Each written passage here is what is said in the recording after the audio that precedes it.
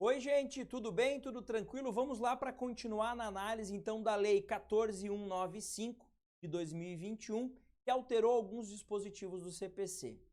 Na minha opinião, a parte que altera o CPC, pelo menos essa, é claramente inconstitucional por causa do famoso contrabando legislativo. O que é isso, professor? Não sei do que você está falando. Aqui em cima tem o cardzinho da aula em que eu trato disso. É a aula anterior, onde eu abordo essa questão de por que é que eu entendo, e muita gente vai entender também, que essa lei é inconstitucional. Mas, enquanto o Supremo não diz que ela é inconstitucional, você precisa conhecer. Por quê? Porque isso vai afetar a tua advocacia, vai efetuar eventualmente uma prova que você vai fazer ou vai, aprimorar aí o teu conhecimento. Então você precisa saber disso aí. Então vamos conhecer o que alterou? Então vamos lá.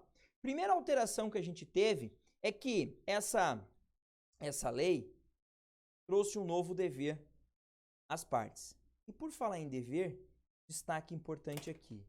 Por falar em dever, você deve se inscrever no canal. Se não é inscrito, deve dar um like, dar um joinha aqui e deve compartilhar. E claro, deixa aqui seu comentário. Sério, me dá uma ajuda, me dá uma força, não custa nada. Não vai cair o teu dedo apertar ali um inscrever. Não vai cair o teu dedo dar um joinha. Não vai cair o teu dedo escrever, pô, legal, gostei da aula ou não gostei da aula. E muito menos compartilhar o conteúdo. Ajuda o meu canal a crescer, né? O conteúdo é todo gratuito, todo atualizado, mas para que eu consiga continuar produzindo isso aqui de graça para vocês, eu preciso que vocês me ajudem, beleza? Então vamos lá. Falando no dever das partes do processo, o artigo 77 do Código, ele traz o dever. Então tem vários deveres lá de todos aqueles que participam no processo. E eles incluíram o inciso 7, tá? O inciso 7 diz que é dever o quê? Informar e manter atualizados seus dados cadastrais perante os órgãos do Poder Judiciário. E no caso do parágrafo 6º do 246 desse código, da administração tributária, tá? Essa parte aqui, ó, gente, não vamos se preocupar com ela agora, porque depois a gente vai ver o que diz o 246. Mas é basicamente das empresas, tá? Para recebimento de citação e intimação. Então, olha que interessante. O novo código, a gente já vai ver isso, melhor, essa alteração trazida no novo código, a gente já vai ver ela, da citação, ela quer priorizar a citação eletrônica. O de 2015, originário, redação originária, também queria aumentar as situações de citação eletrônica. Só que ele esbarrava num grande problema. Por quê? Porque a citação eletrônica só ocorria para aqueles que estivessem cadastrados para receber citação eletrônica. E pouca gente fazia isso. Aí ele incluía lá uma obrigação das empresas se cadastrarem nos sistemas de processo eletrônico para receberem citação. Mas o pessoal não fazia muito. Então, essa alteração quer dizer o seguinte, olha, você tem que manter atualizados os teus cadastros, por quê? Porque a citação vai ser em regra eletrônica. Sério, professor? Sério. Então, o 77, inciso 7º, ele vem anunciando, ele vem como que não. Ele diz assim, olha, teu dever manter atualizado lá os endereços e tal. Mas por quê? Depois eu te conto. Porque ele quer te citar eletronicamente. Senhor, mas a citação já não é eletrônica? Não. Regra geral no Brasil, citação é pelo correio, algumas vezes por oficial de justiça, em outras eletrônicas. Não confunda citação com intimação, tá? Mas a ideia deles é facilitar a citação no processo judicial brasileiro. E eles têm notado, ou quem pensou nisso aqui, a citação demora muito, o correio não é tão eficiente, o réu dá aquele miguezinho que diz que não está em casa, né? O porteiro liga lá, ó, porteiro, fala que eu não estou para o carteiro, fala para o oficial de justiça que eu saí. Então eles estão querendo coibir esse tipo de coisa e realizar a citação por eletrônica, tá? A gente já vai ver como é que isso vai funcionar, ou como é que a gente imagina que isso vai funcionar. Beleza? Então, primeira alteração é esse dever. O dever das partes manterem os seus endereços, os seus dados cadastrais atualizados. Beleza? Então, vamos lá. Próximo ponto. Uma outra alteração é o termo inicial de prazo. Tá? Já adianto para vocês que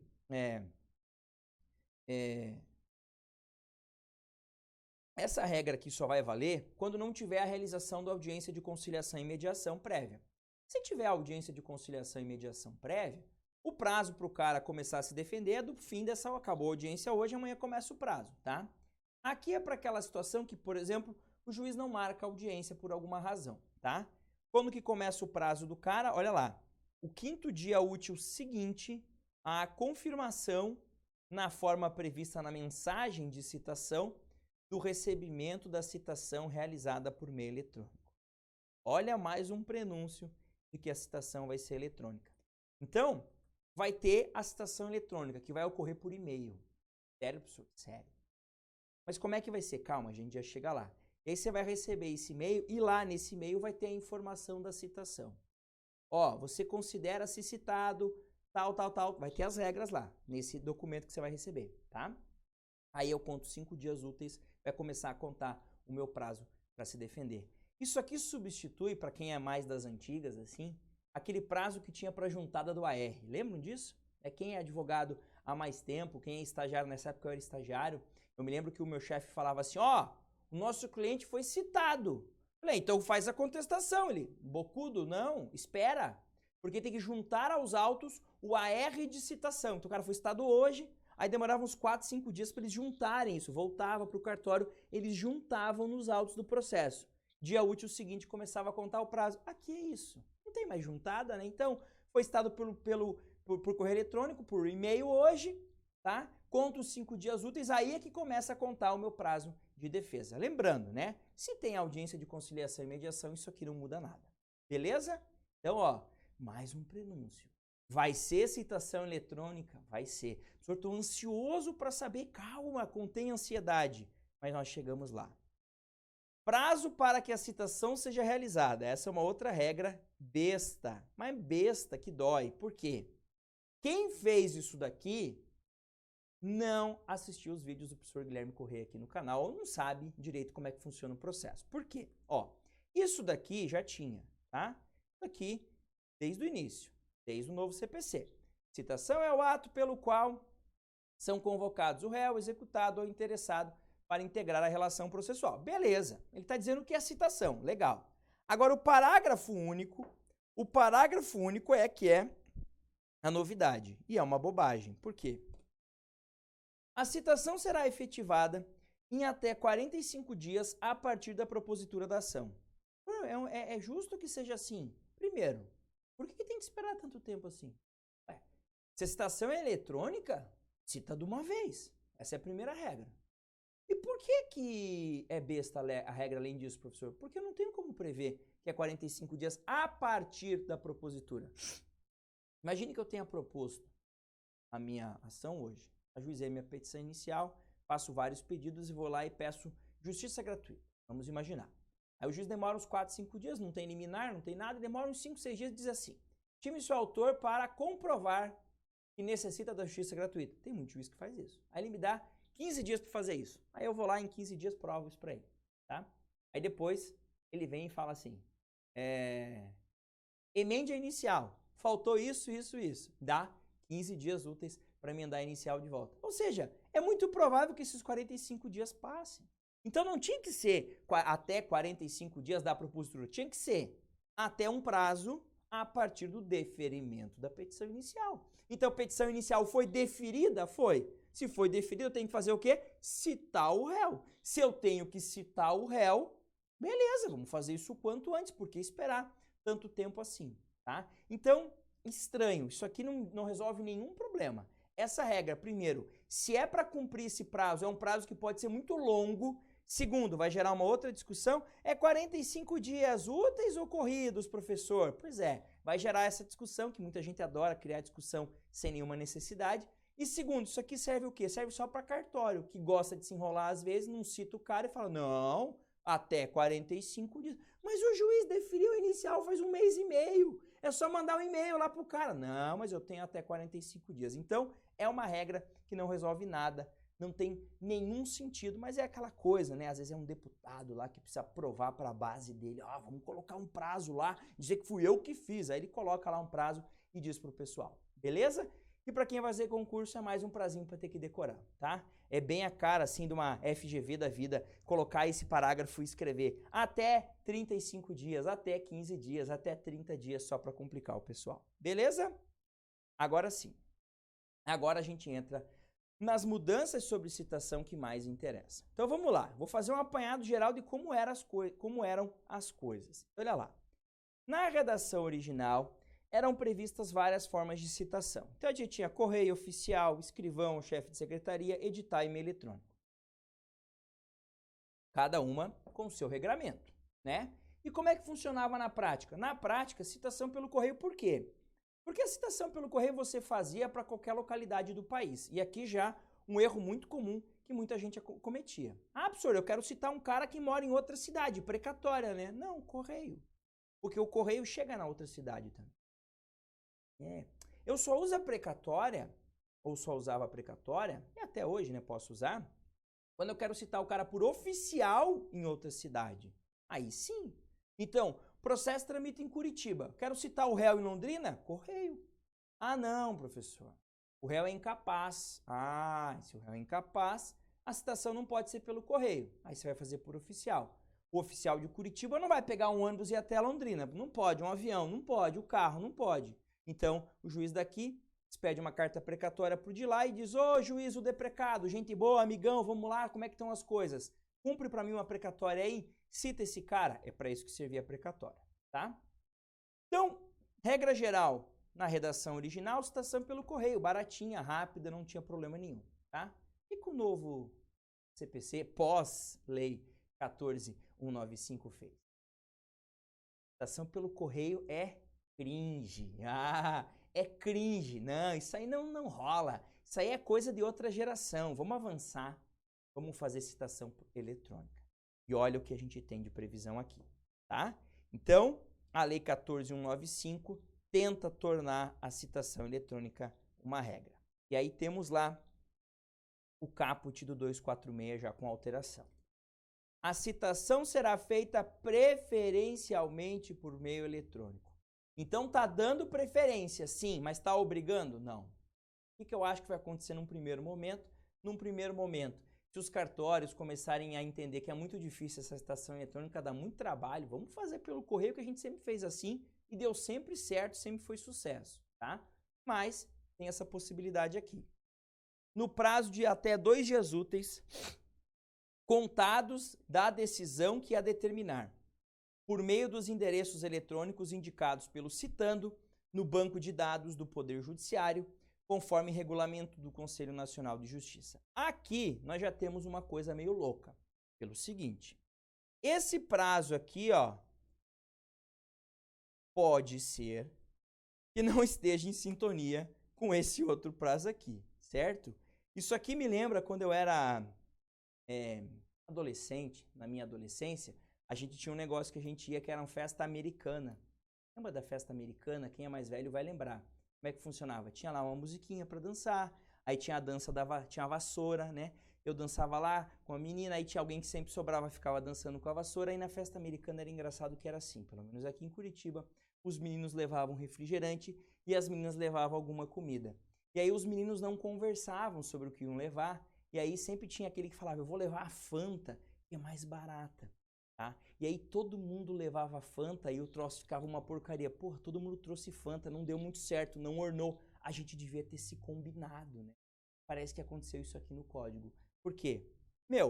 Se é até 45 dias, é até 45 dias. Mas aqui diz que é em até 2 dias úteis depois da decisão que determinar. Ué, imagine que o juiz receba a inicial hoje. Olhe e fale: ok, cite-se o réu hoje. Até 2 dias úteis. O cartório fala: não, mas calma aí, 2 dias úteis ou até 45 dias? Qual artigo que eu sigo? Qual que eu respeito? Qual que vale? Então já temos aqui uma incongruência. Na prática isso vai ter grande problema? Não, porque o cartório vai cumprir do jeito que ele quiser cumprir, como ele sempre fez, tá? Não acho que vai respeitar nem os 2 dias úteis e também não acho que vai esperar os 45. Vamos ficar no meio termo aí, tá? Mas vai citar como? Por meio do endereço eletrônico indicado pelo citando no banco de dados do Poder Judiciário, conforme regulamento do CNJ. Aqui é que está o problema. Por quê? Professor, a sua mãe tem um endereço de e-mail cadastrado lá no site do Poder Judiciário? Não, ela não tem. Mas aí, quem que vai obrigar ela? Pois é. senhor lá não diz que é dever das partes, o artigo 77, manter os endereços? Mas ela não é parte. Parte é quem está no processo judicial. Então, e aí? Eu vou ter que obrigar toda a população a se cadastrar num sistema do Poder Judiciário e colocar um e-mail lá? A princípio é isso. Tá, mas... E aquele artigo da Constituição que diz que ninguém é obrigado a fazer nada senão em virtude de lei? Mas a lei está mandando. Não. A lei diz que é para citar no endereço que esteja cadastrado, conforme regulamento do CNJ. Ninguém me obrigou a cadastrar. Obrigou a parte a cadastrar, mas quem é parte em processo? Quem não é parte não precisa se cadastrar. Mas esse regulamento do CNJ vai mandar. Mas é regulamento, não é lei. E aí? Então aqui temos um primeiro problema. Conversando com a Bruna, minha esposa, lá em casa, o que ela falou? Eu acho que isso, com o tempo, vai se ajeitando. Como? Guilherme foi citado num processo judicial hoje. Como ele é parte num processo, ele se obriga a se cadastrar. Está cadastrado. Numa próxima eventualidade, ele vai ser citado eletronicamente. É uma situação, pode ocorrer mesmo, e acho que vai ocorrer, mas vai demorar. Então, precisamos aguardar como vai vir esse regulamento CNJ. Acho que o CNJ vai esperar um pouquinho, né, porque tem muita coisa para fazer. Acho que isso não é prioridade, tá? O parágrafo 1º é muito parecido com o parágrafo 1º originário, tá? Se você ler com pressa, você vai falar não mudou nada. Mudou, porque assim, as empresas públicas e privadas são obrigadas a manter cadastro nos sistemas de processo em autos eletrônicos para efeito de recebimento de citação e intimação, as quais serão efetuadas preferencialmente por esse meio. Prof, é igual o que tinha? Não. Antes excetuava microempresa e empresa de pequeno porte. Agora não. Em resumo, todas as sociedades empresárias, públicas e privadas, devem sim estar cadastradas nos sistemas de processos eletrônicos dos tribunais. E aqui precisa de uma regulamentação. Por quê? Eu sou uma empresa, sou uma pessoa jurídica, sociedade empresária, e me cadastrei no sistema do Tribunal de Justiça do Paraná, porque aqui é a minha matriz. Mas você está sendo processado lá em Santa Catarina, porque o consumidor é de lá. Beleza, lá eu não tenho sede e eu não quis me cadastrar. Sou obrigado a me cadastrar também ou não? Eu tenho 27 tribunais de justiça no Brasil. Eu tenho mais 5 TRFs, então eu tenho 27 mais 5, 32. Aí eu tenho os tribunais superiores, aí eu tenho os TRTs. Então eu tenho tribunal pra caramba no Brasil. Eu acho que seguramente mais do que 50. Eu vou ter que me cadastrar nos sistemas de todos esses 50, se eu sou uma empresa? Não sei. E aí? Vamos ter que esperar. Isso aqui vai ter que ser regulamentado, porque está muito aberto, está muito genérico isso daqui, tá? Então, vai ter que ter o cadastro? Vai, mas a gente não sabe muito bem como vai acontecer. Mas, repito, tudo com o objetivo de fato, tornar a citação eletrônica a principal no país, o que não é verdade ainda hoje, tá? Aí vem o parágrafo 1º. Aqui, bizarro, técnica legislativa. Eu mudo a lei, incluo um monte de coisa. Por que eu não renumero os parágrafos, né, que tinham? Já tinha o 1º, o 2º e o 3º. Aí eu incluí mais alguns. Eu alterei o 1º, incluí 4º, 5º e 6º. Por que eu já não alterei e renumerei? Não, aí eu fiz um 1A. Bizarro, né? Mas fizeram. Olha o que diz o 1A. A ausência de confirmação em até 3 dias úteis, contados do recebimento da citação eletrônica, implicará a realização da citação 1 pelo correio, 2 por oficial de justiça, 3 pelo escrivão ou chefe de secretaria, 4 por edital, tá? Essas hipóteses aqui, elas não mudam, elas vão seguir a regra que tem que seguir. Eu não vou citar por edital só porque eu quero, tem que ter os requisitos. Não localizei eu citando, tentei localizar e não localizei, tá? Segue o mesmo regramento. Mas o que ele quer dizer é o seguinte, quando o cara for citado por e-mail, provavelmente vai ter que ser assim, o e-mail vai ter que ir citado, tal, clique aqui para confirmar. Vai ter que ser alguma coisa desse tipo. Aí vai ter o cara que fala, eu não vou clicar. Eu não vou clicar de jeito nenhum, vai que eu clico aqui, já começa a correr um prazo, eu estou viajando, eu não vou fazer nada, vou ficar quieto. Passa 3 dias úteis, ele não clica, ele não confirma. Aí o cartório fala, o cara não confirmou, vamos realizar a citação pelas formas tradicionais. Manda uma carta para casa dele, vai o oficial de justiça lá e assim por diante, tá? Agora, o problema começa aqui. Começaram a criar umas regras meio malucas. Olha o que diz o parágrafo 1º-B. Na primeira oportunidade de falar nos autos, o réu citado nas formas do 1, 2, 3 e 4 do parágrafo 1º-A deverá apresentar justa causa para a ausência de confirmação do recebimento da citação enviada eletronicamente. Então vai dizer assim, o seguinte, o senhor foi citado eletronicamente lá, não confirmou, nós tivemos que mandar uma carta para sua casa. Agora o senhor tem que dizer por que é que o senhor não confirmou. Olha, eu não confirmei, eu não abri meu e-mail. E aí, isso é uma justa causa ou não? Para mim é. Desde quando eu sou obrigado a abrir meu e-mail todos os dias? Desde quando? Onde que há essa obrigação? Ah, professor, pô, né? Né o quê? Não, na sua empresa, sim. Eu estou falando de uma empresa, eu tenho um e-mail da empresa, há uma política da empresa que diz, olha, todo dia, segunda-feira, todo dia de manhã, início da manhã, e metade do dia você tem que abrir o e-mail, porque pode ter algum recado ali importante. Beleza. Aí é uma coisa. Agora, e se eu estou viajando? E se eu estou de férias? E se o meu e-mail que está cadastrado lá no CNJ é o meu e-mail pessoal, não é o meu e-mail da empresa? Eu não quero envolver a empresa nisso. O e-mail é deles, eu quero ter um meu próprio e colocar lá na empresa. E se cai no spam? É uma justificativa? É, como é que eu vou provar? Porra, ó, tô abrindo aqui, não tá. Ou, eu não recebi. Acontece, não recebi. Cai na minha caixa, tá muito cheio o negócio, não vai. O cartório não vê que voltou e diz que eu não confirmei. Então tem várias situações. Eu brinco que esse artigo vai até contra as determinações médicas, né? Saúde do trabalho. O cara fala, olha, você está de férias. Largue o celular, largue os e-mails, né? Então, estou de férias, não vou olhar o e-mail por 2 semanas. Deixa eu relaxar minha cabeça aqui. E o cara não olha. E aí o cara não vê que foi citado, recebe uma carta de citação e tem que se explicar. Olha, eu não confirmei porque eu preferi ficar brincando com meu filho na praia. E isso é uma puta justa causa. E se o juiz disser que não é, como que não é? Qual seria uma justa causa? Qual seria uma justa causa para eu não ter confirmado? Ah, eu estava em coma no hospital. Claro, mas isso é uma justa causa para qualquer coisa. Você provavelmente não seria nem citado. Seria uma situação de impedimento de citação. Então vejam, situação completamente absurda. Tá, professor, mas dane-se. Diz lá qualquer coisa, vai acontecer o que com você? Olha o que vai acontecer. Ato atentatório à dignidade da justiça. Passível de multa de até 5% do valor da causa. 5%.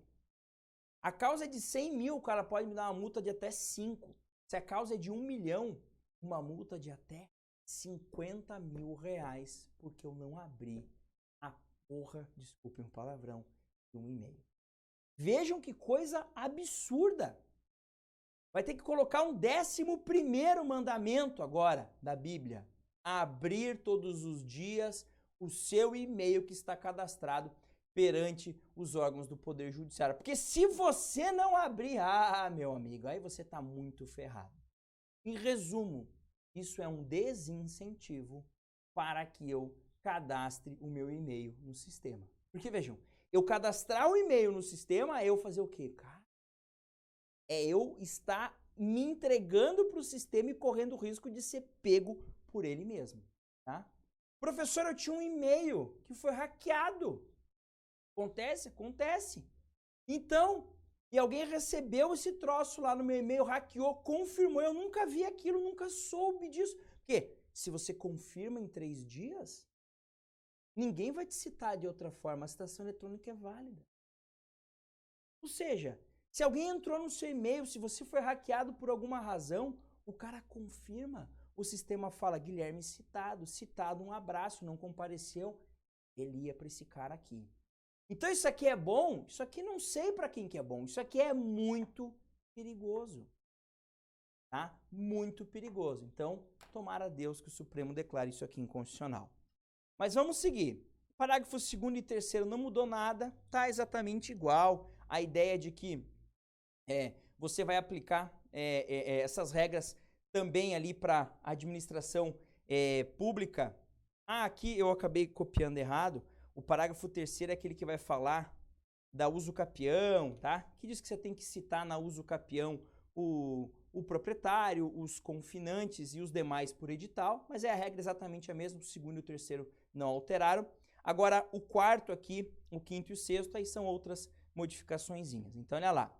As citações por correio eletrônico serão acompanhadas das orientações para a realização da confirmação de recebimento e de código identificador que permitirá a sua identificação na página eletrônica do órgão judicial. Óbvio, né? Ele te manda a citação, diz, ó, para confirmar, faça isso, tá aqui teu código para você poder acessar os autos e ter conhecimento. Passo a passo, bem simples, que é o que já acontece quando a pessoa é citada hoje de forma física. Ela é citada fisicamente, aí recebe as orientações de como ela pode acessar o processo dela virtual, tá? A ideia aqui é a mesma, tá? Aí o parágrafo 5º. As microempresas e as pequenas empresas, que seriam, acredito aqui, as de pequeno porte, que ele quer dizer, né?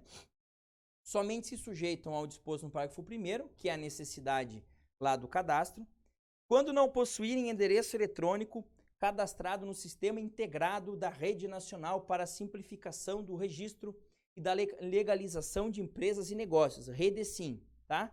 Agora, por que isso? Olha que interessante, olha o que diz o parágrafo 6º.